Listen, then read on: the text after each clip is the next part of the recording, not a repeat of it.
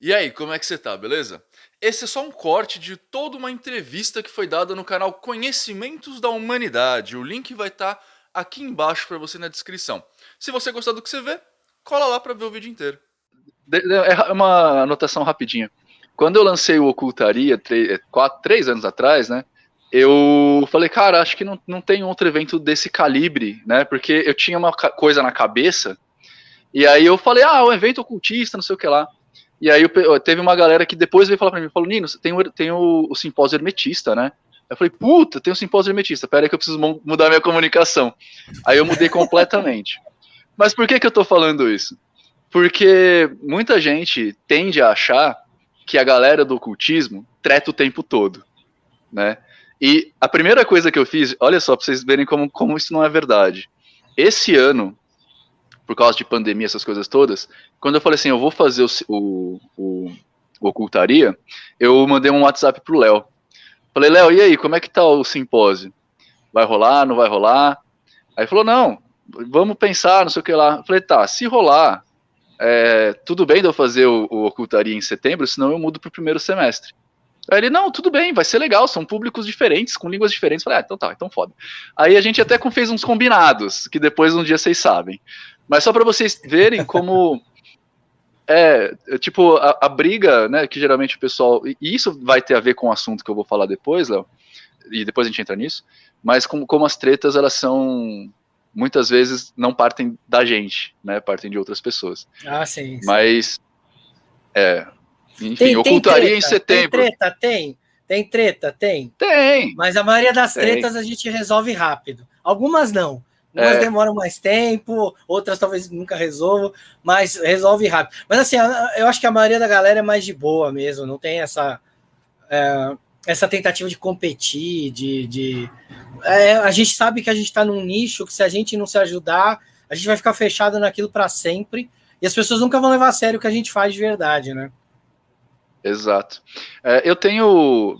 É só vocês verem, né? Tipo, eu faço Ocultaria, que na maioria das vezes eu chamo pessoas que eu não conheço para participar de um evento. Então, tipo, eu confio nos caras, né? Tipo, para participar lá. E eu tenho o Bora Falar de Magia lá no meu canal, que é um quadro que eu faço toda semana chamando pessoas para falar. E eu já entrevistei mais de 70 pessoas do nicho místico mágico. E, cara, são pessoas que, inclusive, tem muita gente que fala coisa que eu não concordo. Tipo, o Léo Lousada. Tipo, o cara fala uns bagulho lá que, mano... Às vezes é uma viagem mesmo. Outro dia deu um piti aqui que foi sensacional. Nem ele acreditou no que ele fez depois. Ele, puta, eu levei bronca até da minha esposa. Foi espetacular. Sério. Não, precisava. As esposas que puxam o cabelo. Porque assim, a gente... O cabelo não dá para puxar. Aqui já era. Já puxou o que tinha que puxar. Mas, cara, aquele dia, cara, foi muito bizarro. Porque assim, a gente tinha trazido uma xamã aqui. Que é uma senhora de idade. Que se iniciou em tradições que as pessoas nem têm ideia.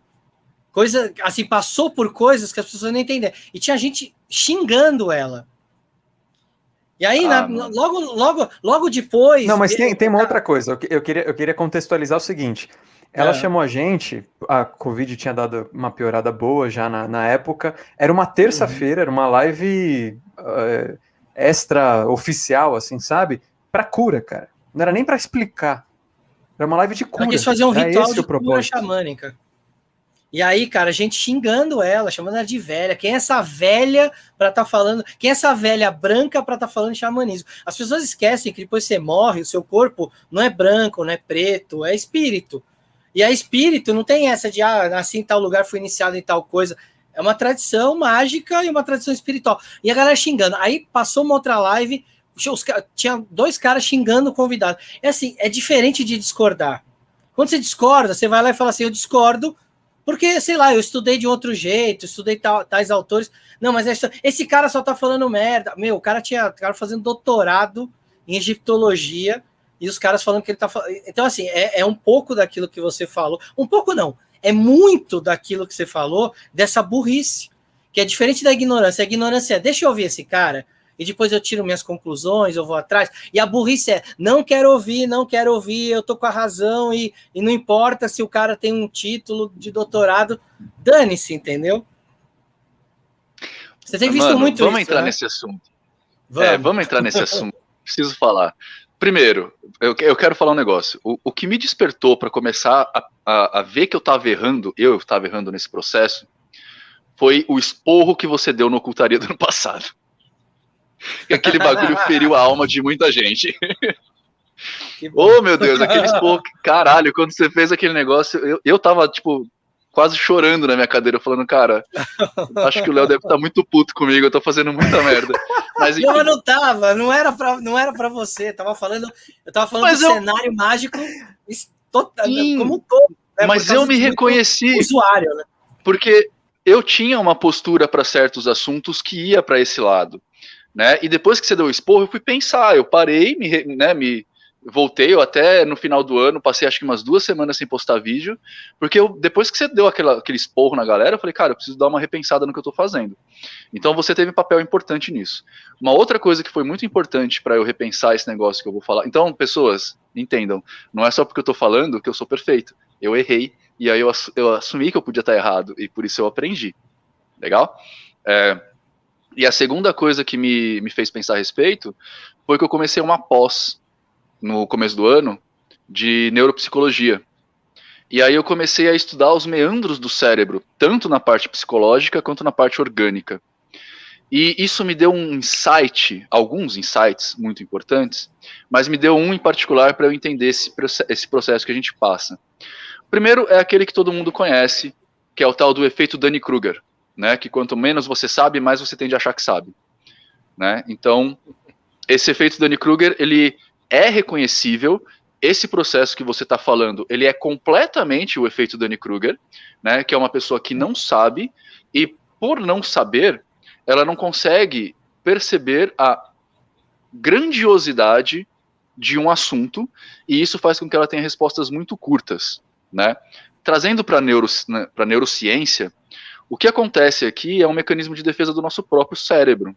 Então, eu passei a ser mais tolerante até com isso, desenvolvendo um trabalho, talvez, de apontar que isso está acontecendo, para que talvez a pessoa, sabendo o que está acontecendo e sabendo de onde o problema vem, ela consiga mudar, ou pelo menos, né, se enxergar no processo.